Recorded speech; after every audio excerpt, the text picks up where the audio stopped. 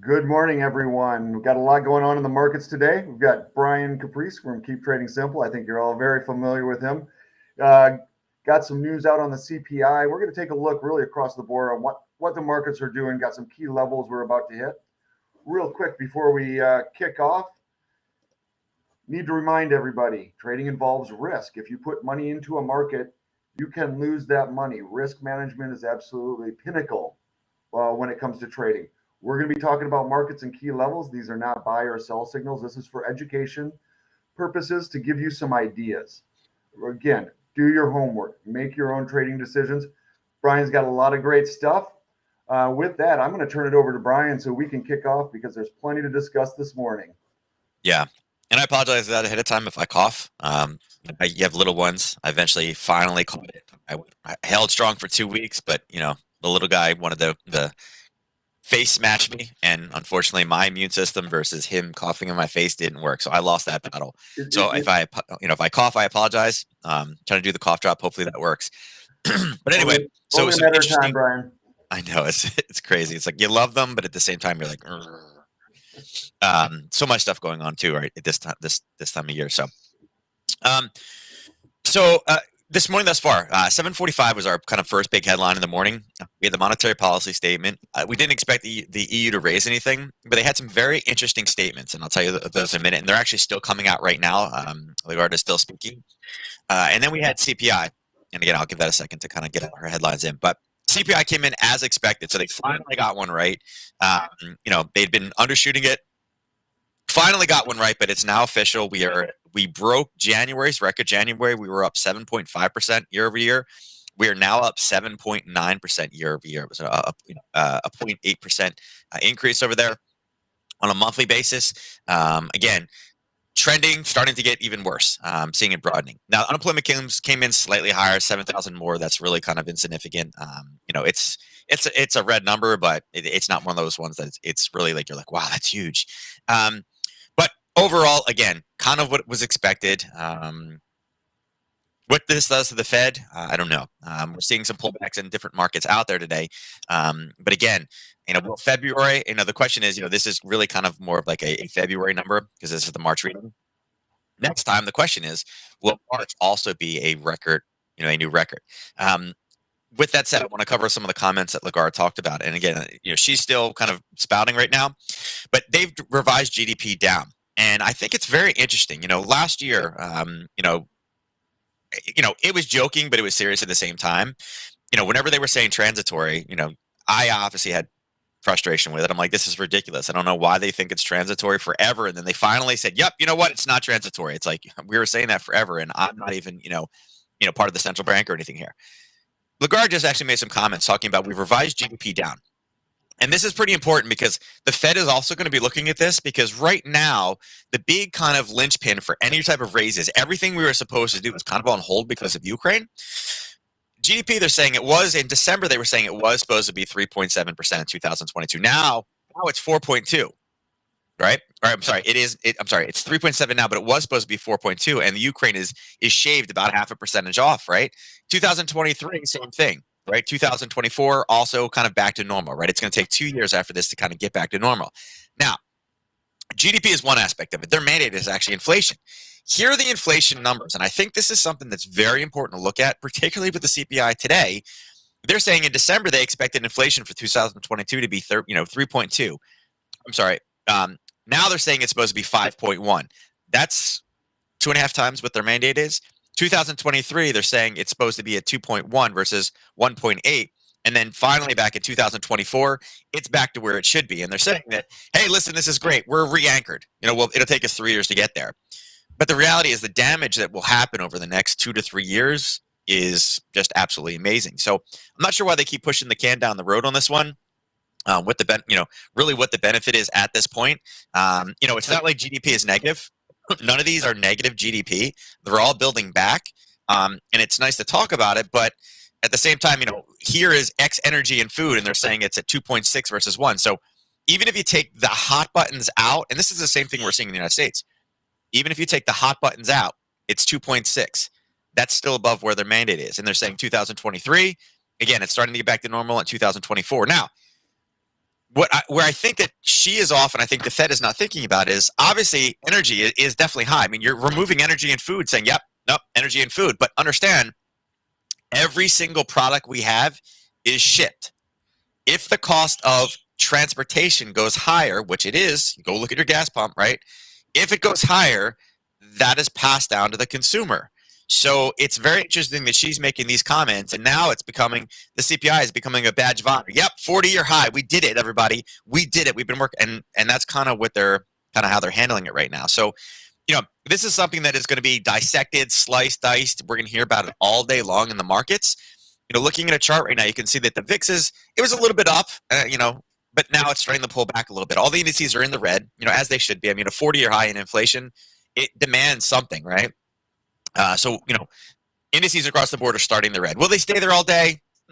Maybe, maybe not. I mean, some of the headlines we're hearing, the UK is taking up some more sanctions. It's interesting. I don't know if you guys followed at all, but one of the individuals they sanctioned today was the owner of, I guess, Chelsea.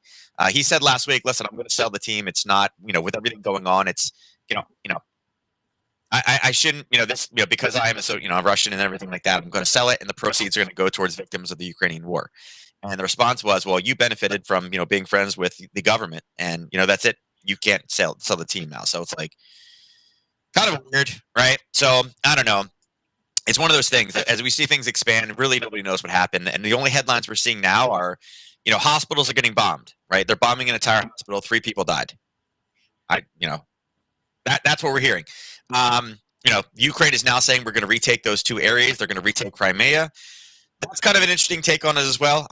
Again, I guess they've been emboldened now. So, going on the aggressive, while I support the Ukraine, absolutely, we'll see how Putin reacts to all this. So, if they're, resorting to now the civilian population, who knows where it's going to go. So that's not necessarily great for headlines. But, diving into the charts, ES, again, we talked about a level at the 50% yesterday, and it had a really difficult time. It hit it, and it bounced down. It actually made it back down to a 2.5, risking 1 to go to 2.5, and then it hit it again and pulled back again, and then hit it again, and then kind of stabilized and based, and now it has kind of rolled forward. And this is one of those fun little contracts that when we talk about the differences between trading options and something like a futures product, this is a stop out on the futures market, even though it did exactly what you wanted it to do. So right about here is where the U.S. market closed. We knew this was a 50% retracement. Nadex contracts reprinted right in this area. Had you been trying to trade this in the futures market where you don't really have that necessarily closer, you took that 50 and it went negative, negative, negative, negative. You probably got stopped out. So, but due to the longer duration of a Nadex contract, the dailies or even the weeklies, you're now in full profit. So you may or may not have gotten out yesterday, depending on if you like the morning time frame. Like I said, that 10:30 time frame, typically you want to lock in your profits. But it is now pushing down lower. We know at this 23.6 level, we do have a pullback, right? NQ, very, very similar. We were actually looking for this to come up and then taking the collapse down. It ended up making it about 2/3 of the way up. And then again, late last night around 6, 7 o'clock, it just started to reverse back down again. Looks like the Asian session really kind of took over. We were looking for up and down. We got it. It just happened a little bit sooner, and it's really kind of back down to where we thought, right around that 13,524. But with that said, we do have a level of basing, right? So we have basing. We have it tested over there. We're having basing again. The question is are they going to kind of run wild with this morning and say, hey, listen, we're at a 40-year high. We got to talk about this. The Fed's got to raise rates. Maybe we're back up. If the talking heads start talking about 0.5%, which in my opinion is what has to happen, that's also another sign for this to come crashing back down again. So I would say NQ is also kind of set up. It is the weakest of all of them right now, but it's in basing sideways. It's kind of in a scenario where I could see definitely this one going short, and that would be kind of another shot at this Harry Potter. I mean, it's already kind of blown through it once, but kind of a break of 13,492, looking for really potential profit targets, I'd say, over down here in the 13,327. YM. We also talked about it going up. We knew we had an area here right around the 50. We weren't super excited about it. It actually did come up and touched and just barely grazed the 61.8. We were looking to get up here before CPI, but unfortunately, the news was kind of out early, and everyone was like, nope, it's going to be high. You're going to break another 40-year high. And they got in early, and we're dropping back down again. So the real question I have with the YM is, do we come all the way back down here, right? Now, we do have some relief today. I would say not. Yesterday, we had some relief. Today, we're kind of retracing back for oil. So, again, that's not necessarily helping YM. That's why we saw the big rally up, because oil took a hit, and then all of a sudden, oil flipped, and now we're seeing it come back down again. So, it's weird. Dollar CAD used to be the proxy for oil. Now it's almost the YM. we're seeing it kind of go in lockstep. And then Russell, obviously Russell came up. We talked about that 2015 right around the 61.8. We knew we had small levels here. And actually there was kind of our tested level in there if we dove in a little bit more. And that's exactly what we hit. And it's the same scenario. Rallied all the way up all morning. We hit that 2 p.m. It's like, all right, it's time to take profit. And then we watch price continue to collapse back down again. So it's got a few little sticking points in here. Like I said, rising interest rates is not the best for the Russell. But again, it's kind of just a retrace of what we saw yesterday. With that in mind, keep in mind that tomorrow we do have kind of consumer sentiment. It's supposed to go down a little bit. I think the real question is, what is kind of the next step? What do we do now? The EU has mentioned some more things. Really today, because there is no additional releases, there's no really talks or anything. It's all going to be about what type of news and what type of responses. Is Powell going to make a comment today? Is Bullard going to make a comment today? Today would be the day that he makes a comment about it absolutely has to happen, and he'll give you 5 data points about why it needs to happen. And again, it's becoming a very political kind of scenario. As I mentioned, oil. Here's what we saw yesterday. We did not get the pullback. We got a pullback about, I don't know. You know what? I bet you went to like a 23. Yeah, it came up to the 23. So we had that big push down and it pulled back again. There's a little sellers there. And right around that 10:30 time frame is where it reversed, and then we got a really, really big collapse. Now, if we draw high to low, you can see that 50% is also right around that same little area. Oh, by the way, you can see it in there. I'll dive in so you can see it.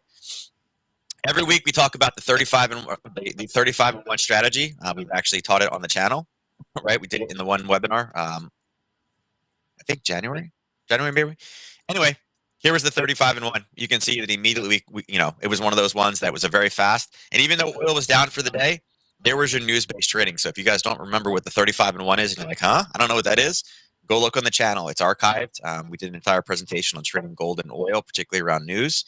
There was the strategy. Ended up taking along, and actually 2 different entries on it. But yeah, just wanted to cover that from yesterday. But this is what we saw oil do. I don't know if I can find it. There it is. There we go. So right now, I would say that same level is probably what we're looking for. Oil to rise up a little bit. You can see that we definitely have some basing here, and it is right around the 50. There has been some headlines regarding oil today. They're down in here somewhere. I saw them in some group. Basically, we have reached out. This one right here. Basically, UAE says we're not going to act on our own. Biden basically called and reached out and says, hey, you should go around that little deal you have. And they said no. And I got to verify this. So again, don't hold me to it. But there's an article that was written in Wall Street Journal talking about this, that basically that Biden called the prince, and the prince says, I don't care. You shouldn't have alienated us. He shouldn't have alienated the Saudi leaders. And, it's up to him to think about America's interests. So really our closest oil allies now have, I don't want to say turned on us, but some of the way that we handled oil, the powers that be are not necessarily happy. So probably the reason why we're seeing oil go back up again today. But that will make it a little bit interesting. Again, there will be some profit taking. It's been straight up since the European session walked in. We'll see what it does. And again, the 50% is here. Little bit. There's a small level right here that if we're looking for a true technical entry, right around 117. It's crazy. Right around 118. We're talking about $118. Per barrel is kind of where I'd say that a nice probable point is. If we continue to rally up with that open, this would be a nice little kind of turning point for today, I think. If we can tag this right around 10:30, right where we like those reversal trades, that could be an interesting little setup. And it only needs to move about. I say it only needs to move. Only needs to move $3, guys. But again, one of these candles right now, the ATR, right? The 30-minute ATR is $1.60. So it needs to move 3. It basically it's gonna it could potentially do it in 1 hour. So keep that on your radar. The 118, if we can hit that around 10:30. Natural gas is leveled out. Gold, I think, is another thing that we should point out. It looks like gold is really trying to. It's like, CPI is high, 40-year high. No, it's pulling back. Talked about this yesterday. Yesterday morning, we were saying kind of over here. We were looking for a bounce down at that basically the $100 drop level, and we did. We hit it. We had the $100 drop. It's pulled back a bit. It sliced right through. Kind of did a little kind of a fake out at the 23.6. It got close to the 2013. I was kind of hoping we'd get up there before CPI, but it looks like it's going to turn on roll on us.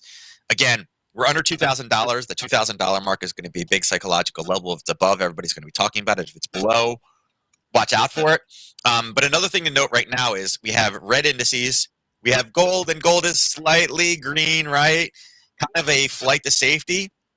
Bonds today are also, thus far, quite red. And the reason why I'm bringing this up is because we do have another huge mover on the market today.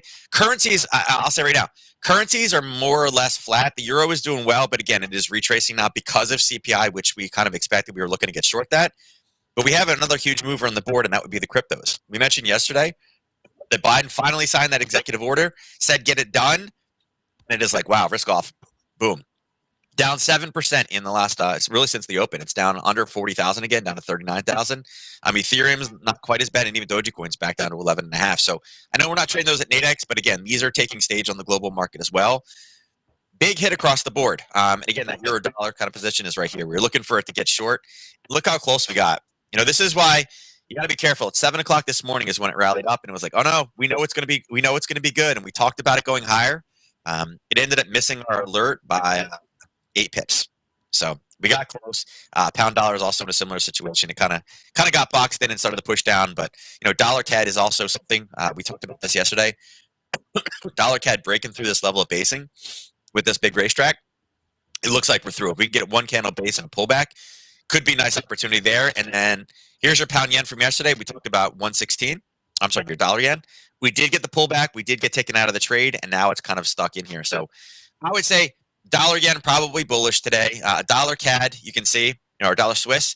We talked about coming down, getting long before the news. You can see that this is. I'll move this little thing out of the way. You can see we've had a nice rally in this, 60 pips almost instantaneously. So this is how important CPI was. And anytime we hear these things, you'll get a similar move. And obviously, dollar is the same thing. We had that trade from yesterday, and now we're back in the same area. So for the most part, look for headlines.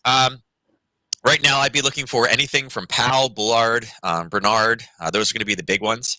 If they mention that, listen, this is accelerated and it's broadening wider than what we thought, these are all kind of negative things for the overall indices. If we get any type of a pullback, that's where we'd be looking to get long. Right now, if you do the high, the low in the overnight, you can see right there that as this continues to go down, we just had that little CPI spike, but now that that's out, anything around the 23.6 would be a place that we can continue to the downside. We don't really have one there. Here we already have a Harry Potter set up for a short. YM, let's do it. Let's see what we got. Yeah, kind of the same thing. A level of basing that CPI tested, and Russell had the same thing. Oops, not that. They're down. So yeah, they're all kind of in the same spot. We need a little bit more movement. I'd be good if we can get down to this level, at least for the Russell, and then look for the pullback. So 10:30 will be a big time. See what the markets have done from 9:30 to 10:30. Look for potential reversals. Look for headlines, and that'll tell us where to go today. That's it. I'm going to keep coughing if I do any more. Awesome. Thank you very much, Brian. Definitely, I agree. Headlines today are going to be what's coming out because everybody's going to be dissecting and redissecting everything. We'll catch you again tomorrow. Appreciate everybody joining us. And thank you again, Brian.